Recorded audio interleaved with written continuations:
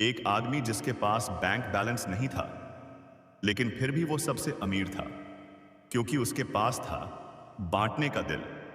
ये कहानी है एक गरीब बूढ़े आदमी की, जिसने एक अमीर इंसान की पूरी जिंदगी बदल दी। जानना चाहते हो असली अमीरी क्या होती है? तो ये वीडियो अंत तक जरूर देखना। मुंबई की भीड़ भाड़ वाली सड़कों पर हर कोई अपनी जिंदगी की दौड़ में भाग रहा था। ऊंची इमारतें, चमचमाती कारें और भागते हुए लोग, सब कुछ तेज, दिखावटी और आत्म केंद्रित।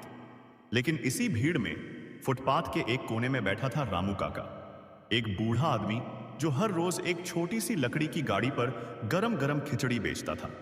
उसके कपड़े फटे पुराने थे, चप्पलें घिसी हुई और चेहरा सूरज की गर्मी में झुलसा हुआ। पर उसकी मुस्कान वैसी मुस्कान जैसे जिंदगी के हर दर्द को समझकर स्वीकार कर ली हो। एक दिन एक अमीर बिजनेसमैन विवेक अपने ऑफिस से निकलकर पैदल जा रहा था। रास्ते में उसकी नजर रामू काका पर पड़ी। रामू काका दो गरीब बच्चों को मुफ्त में खिचड़ी खिला रहे थे। विवेक रुक गया। उसने सोचा, खुद के पास कुछ नहीं फिर भी बांट रहा है। उसने जाकर पूछा, बाबा, आप ये बच्चों को मुफ्त में खाना क्यों दे रहे हैं? आपका तो खुद का गुजारा मुश्किल लगता है। रामू काका मुस्कुराए और बोले, बेटा, भूख अगर अमीरी गरीबी देखती तो भगवान भी मंदिर में नहीं बैठते। विवेक थोड़ा हैरान था, लेकिन खुद कैसे चलाते हो सब कुछ? तुम्हारे पास तो कुछ भी नहीं है। रामू काका ने कहा, मेरे पास देने का दिल है, यही मेरी सबसे बड़ी दौलत है।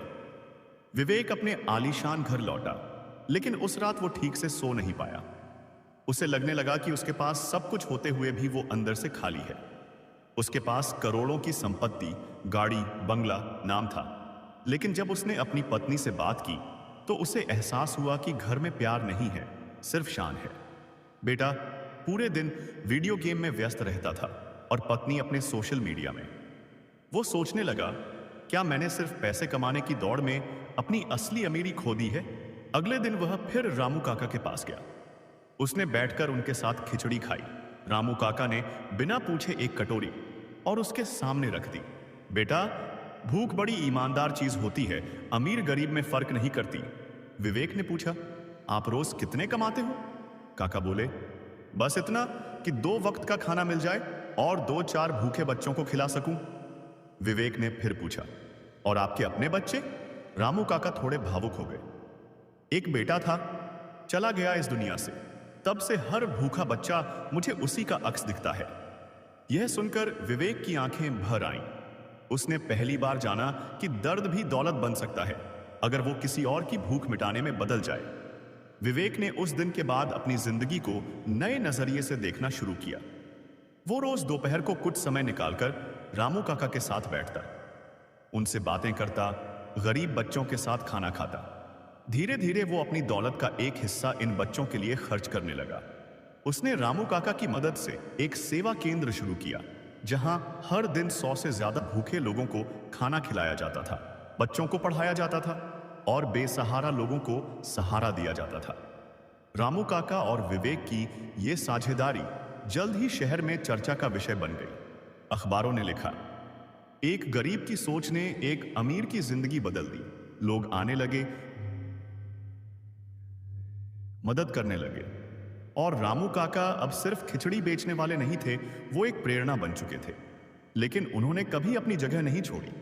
वो वहीं फुटपाथ पर बैठते, मुस्कुराते और हर भूखे को अपने हाथों से खाना परोसते। विवेक ने एक बार फिर पूछा, काका, अब तो आप बहुत बड़े आदमी बन चुके हैं, फिर भी यहीं क्यों बैठे हो? काका बोले, बेटा, इंसान की ऊंचाई उसके दिल से होती है, कुर्सी से नहीं। मैं यहीं बैठकर अमीर हूं क्योंकि मेरे पास देने की खुशी है। एक दिन स्कूल से लौटती एक छोटी बच्ची ने रामू काका को गले लगाते हुए कहा, दादाजी, जब बड़ी हो जाऊं तो आपके जैसी बनूंगी। रामू काका हंसे और बोले, बेटी, मेरे जैसी नहीं, अपने जैसी बनना, लेकिन इतना जरूर करना कि किसी भूखे का पेट कभी खाली न सोए। विवेक ने उस दिन महसूस किया कि संपत्ति की गिनती बैंक बैलेंस से नहीं, दिल से होती है। असली अमीरी पैसे में नहीं होती, सोच में होती है। जो थोड़ा होते हुए भी दूसरों को दे सके, वही सच्चा अमीर होता है।